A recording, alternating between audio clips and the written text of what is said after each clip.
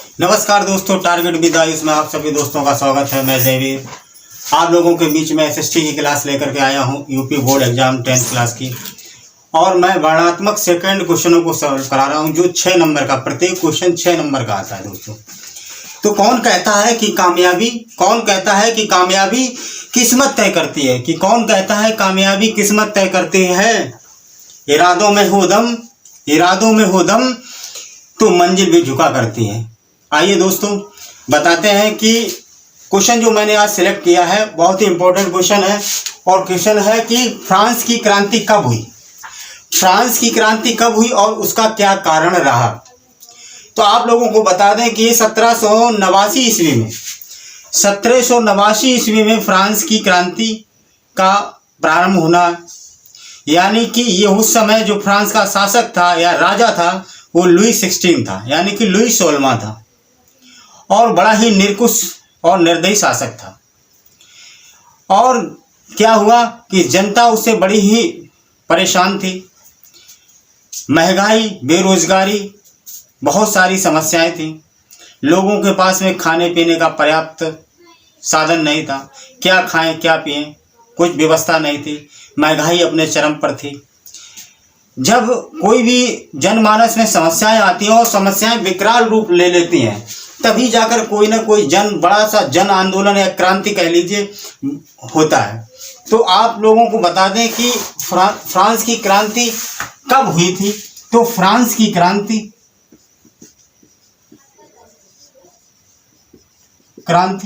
1789 ईस्वी में।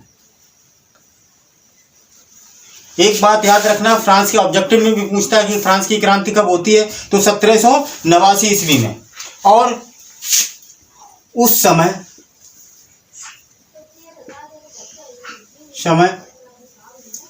फ्रांस का राजा कौन था। फ्रांस का राजा लुई 16वां।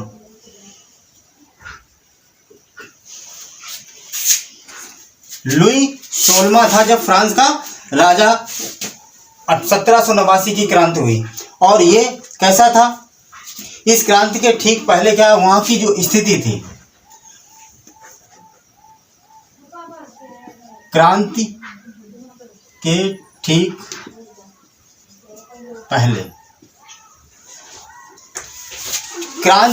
पहले क्या था, फ्रांस की स्थिति कैसी थी, बड़ी खराब थी।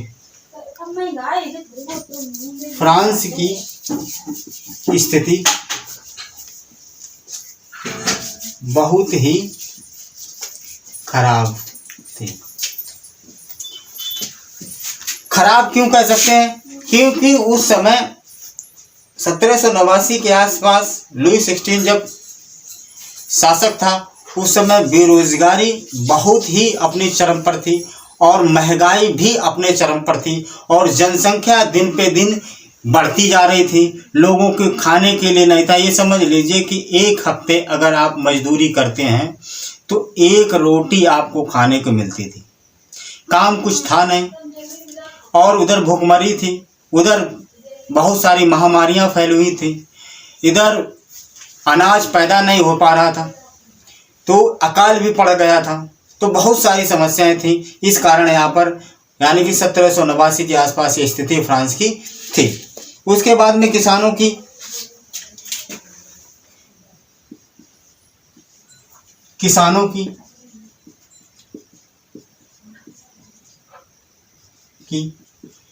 स्थिति भी बहुत खराब थी। खराब क्यों थी? खराब थी क्योंकि फसलें नष्ट हो गई थी। इस वजह से किसानों की भी स्थिति खराब थी।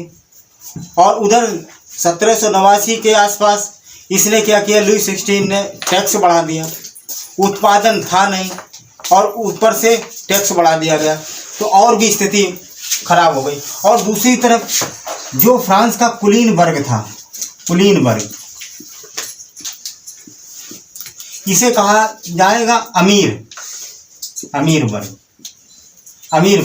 अमीर वर्ग क्या करता था, इन्हें एक पादरी वर्ग था, एक कुलीन वर्ग था और एक आम वर्ग था। ये 3 वर्ग हुआ करते थे। तो कुलीन वर्ग हुआ पादरी वर्ग। ये क्या करते थे कि ये जो आम वर्ग के लोगों का पैसा होता था, ये लोग उससे टैक्स कमाते थे और उससे खूब भोग विलास वाली जिंदगी जीते थे। ये अमीर वर्ग और कुलीन वर्ग कैसे जीवन व्यतीत करते थे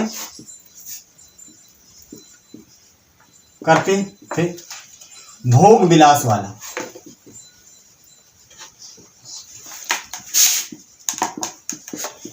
ये अपनी मौज में रहते थे, राजा अपनी मौज में रहता था। सिर्फ कौन जनता, आम जनता जो थी वो परेशान थे। ये कुछ कारण हैं जो फ्रांस की क्रांति के उत्तरदायी थे।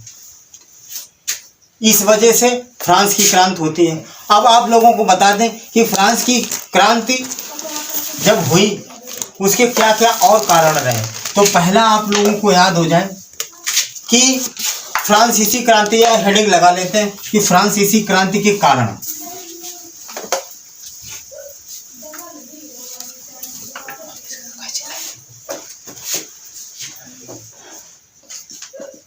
फ्रांसीसी क्रांति के कारण, फ्रांसीसी क्रांति के कारण। तो इसके पहला कारण अगर पूछा जाए तो सामाजिक कारण। पहला कारण क्या था? सामाजिक कारण। इसमें सामाजिक कारण में क्या 3 इसके वर्ग थे। पहला था पादरी वर्ग, दूसरा था कुलीन वर्ग, इसे बोला जाता था अमीर वर्ग, तीसरा क्या था आम वर्ग, या इसी कहा जाता था कृषक वर्ग।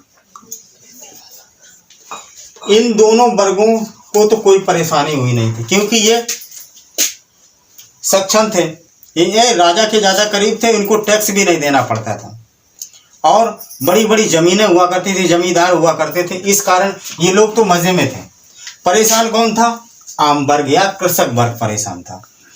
है उसके बाद में इनको किस किस चीज़ में, इनको टैक्स में छूट मिलती थी और टैक्स में जब छूट मिलती थी तो पूरा जो टैक्स का पैसा ये टैक्स देते नहीं थे। ये दोनों वर्ग टैक्स नहीं पे करते थे। टैक्स कौन देता था? आम वर्ग यानी कृषक वर्ग। और इनका उत्पादन का कोई जरिया, पैसे का कोई जरिया नहीं था। तो ये इन लोगों ने क्या किया? आंदोलन किया, क्रांति कर दी। तो ये सामाजिक कारण ये रहा कि क्यों क्रांति की गई है। ये था पादरी, कुलीन और आम वर्ग में आपस में मतभेद का कारण था, पैसे का। यानी कि कोई बहुत अच्छी ज़िंदगी जी रहा है और किसी के पास पाव रोटी खाने के लिए भी नहीं है, यानी कि एक रोटी खाने के लिए भी नहीं है। तो इस तरीके से ये अपना जीवन व्यतीत करते थे। दूसरा कारण क्या था? आर्थिक कारण। आर्थिक कारण में क्या है कि आर्थिक कारण कौन था कि यानी कि बात वही निकल के आती है कि जनसंख्या बढ़ रही थी, जनसंख्या बढ़ती जा रही थी और जनसंख्या जब बढ़ती जा रही थी उत्पादन में कोई वृद्धि नहीं हो पा रही थी। उत्पादन में जब कोई वृद्धि नहीं हो पा रही थी, इधर देखो दूसरी और क्या वजह रही कि मजदूरों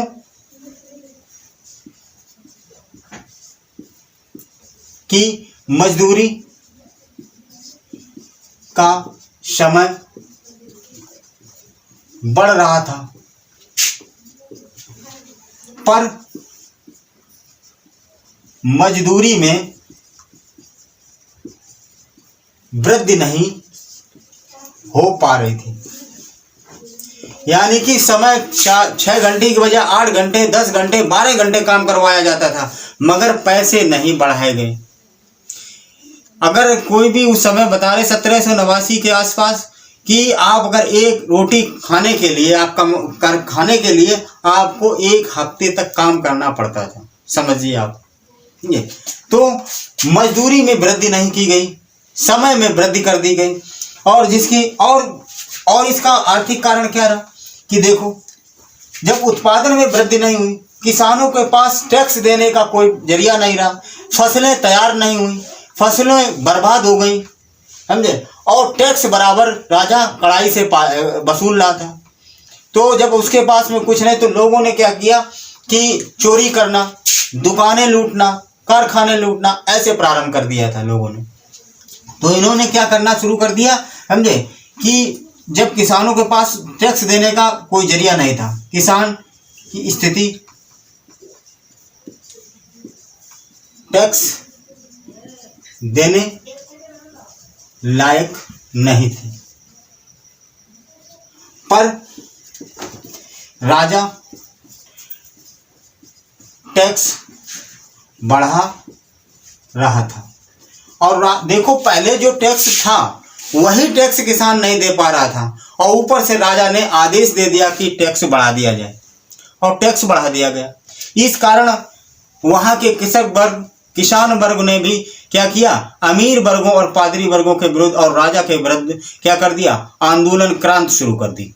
और ये बहुत ही बड़ी क्रांति हुई। जब तक राजा को उस राजगद्दी से हटा नहीं दिया गया, तब तक ये क्रांति शांत नहीं हुई। आइए इसका और तीसरा पहलू समझ लीजिए। तीसरा कारण क्या था, राजनीतिक।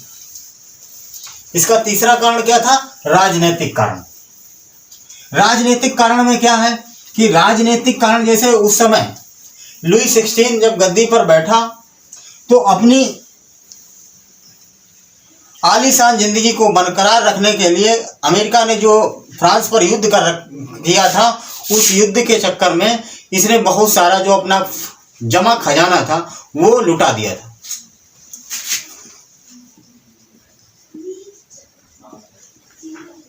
कारण इसलिए राजनीतिक कारण में क्या है कि 1774 में बूर्बो वंश का व्यक्ति जो था वो था ये 1774 में राजवंश का एक शासक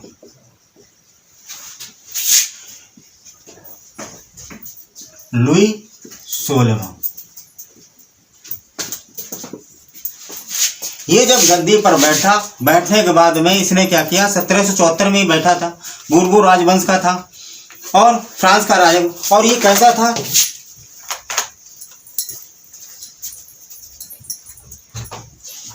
गद्दी पर बैठा और ये शासक कैसा था, ये शासक निरकुश था। निरकुश का मतलब है कि सिर्फ अपनी भलाई देखना और दूसरे के बारे में, दूसरे की भलाई के बारे में बिल्कुल ना सोचना, वो जो कहे वही सत्य है, समझे। तो निरकुश शासक था। और ये जब गद्दी पर बैठा, जब इसने क्या किया कि अपनी आलीशान जिंदगी जीने के लिए, बरकरार रखने के लिए इसने क्या किया, अमेरिका के साथ जो अमेरिका ने युद्ध कर रखा था, उस युद्ध में बहुत सारा जो जमा खजाना था, खजाना क्या कर देता, समझे, लुटा देता। और जब खजाना सब बर्बाद कर देता, और उस खजाने की भरपाई के लिए जो खजाना अमेरिका व फ्रांस के युद्ध में खत्म हुआ, उसकी भरपाई के लिए ये फ्रांस की जनता पर टैक्स बढ़ाकर लगा दिया। वहां की जनता पर क्या किया इसने, उस खजाने की भरपाई किस तरीके से हो, तो इसने क्या किया, वहां की जनता पर ही क्या कर दिया था, टैक्स लगा दिया, बढ़ा दिया था। और टैक्स बढ़ाकर देने के लिए काम करना स्टार्ट कर दिया था। और अब अब जब इस टैक्स, ये जो टैक्स है वो कहाँ से दिया जाए, और दो वर्ग जो थे वो टैक्स देते नहीं थे, एक पादरी था एक कुलीन था। तो टैक्स कौन दे रहा है? आम जनता यानी कृषक वर्ग दे रहा। तो कृषक वर्ग पर ज़्यादा लोड आ गया था। उसके बाद में इसने क्या किया कि ये निरकुश था, ये मैंने बताया कैसा था शासक, निरकुश था, बड़ा निर्दयी था। इसने क्या किया, एक बास्तील का किला था, बास्तील का किला। ये क्या करता था, बास्तील के किले में अगर कोई भी व्यक्ति राजा के विरुद्ध कोई भी गतिविधि करते हुए पाया गया तो ये बास्तील के किले में क्या करता था, ये बास्तील का किले में क्या कर देता था, बंद कर देता था। या ये कैसी थी, ये बास्तील का किला क्या था, एक जेल थी। और बास्तील के किले में जो भी व्यक्ति राजा के विरुद्ध कोई भी गतिविधि करता था, कोई भी बात उठाता था, तो ये बास्तील के किले में बंद कर देता था। और बास्तील किले में हथियार और सारे जो राजा के थे वो थे, एक तरीके से आघोषित जेल था। तो वहाँ की जो जनता थी, फ्रांस की जो जनता थी, वो बास्तील के किले से बहुत ही नफरत करती थी। और जब 1789 का समय आया तो 14 जुलाई 1789, आपको बता दें कि ये 14 जुलाई 1789 एक अफवाह उड़ी कि राजा ने क्या किया है कि शहर से बहुत सारे ऐसे लोगों को बुला रखा है जो जनता की फसलों को, आम आदमी की फसलों को बर्बाद कर रहा है, और आम आदमी लोग यानी कि कृषक वर्ग को नुकसान करने, मारने के लिए, कत्ल करने के लिए बाहर के लोगों को बुलाया गया है। यानी कि फोर्स को भी ऑर्डर दे दिया गया कि जनता को ख़त्म किया जाए। तो ये अफवाह फैल गई। तो लोगों ने क्या किया कि सबसे पहले लोगों को पता थी, वहाँ के लोगों को पता था कि बास्तील के किले में गोला बारूद हथियार मिलेंगे, तो बास्तील के किले पर चढ़ाई कर दी। यानी 14 जुलाई 1789 के बास्तील के किले को क्या कर दिया गया था, किले को ध्वस्त कर दिया गया, बास्तील के किले को ध्वस्त कर दिया, समझे। तो दोस्तों ये था, इसका 3 कारण था। एक तो था सामाजिक कारण, एक था आर्थिक कारण, और तीसरा राजनीतिक कारण। और ये तीनों कारण हमने बता दिए हैं कि कौन सा कारण क्या था। दोस्तों यदि आप लोगों को मेरा ये वीडियो पसंद आए तो लाइक करें, कमेंट करें और सब्सक्राइब करें। धन्यवाद। Thanks for watching.